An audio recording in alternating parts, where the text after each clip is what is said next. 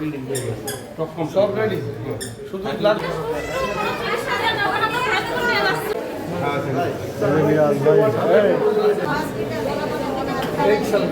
ওটা দেখার জন্যই তো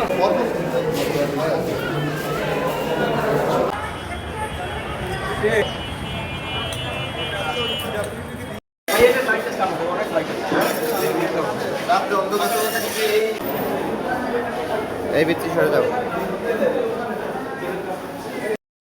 উপরে আছে 5 তলায় 6 তলায় এই কন্টেইনার কলেজ থেকে যাবে কোন বইতে দিয়ে যাবে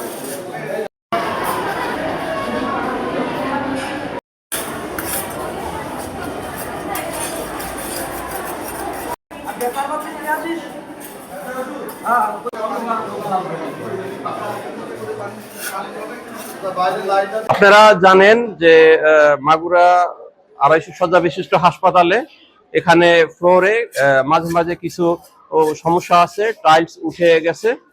তো এই ব্যাপারটি আমাদের নবনির্বাচিত এমপি মহোদয় আলহাজ মনোয়ার হোসেন মহোদয় উনি কয়েকদিন আগে এসে ভিজিট করে উনি বলে গেছেন এগুলি তাড়াতাড়ি ওনার তত্ত্বাবধানে উনি ঠিক করে দেবেন। তারই সুবাদে মনোয়ার হোসেন স্যারের ছোট ভাই ইজিল খান এনার নেতৃত্বে এই হাসপাতালে যে সমস্যাগুলো ছিল, বিশেষ করে ফ্লোরের টাইলস জনিত যত সমস্যা ছিল, উনি সমস্ত মিস্ত্রি এনে তারপরে এগুলির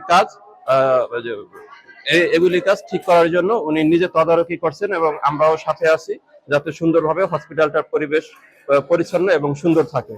এই প্রক্রিয়ার কাজ চলতেছে।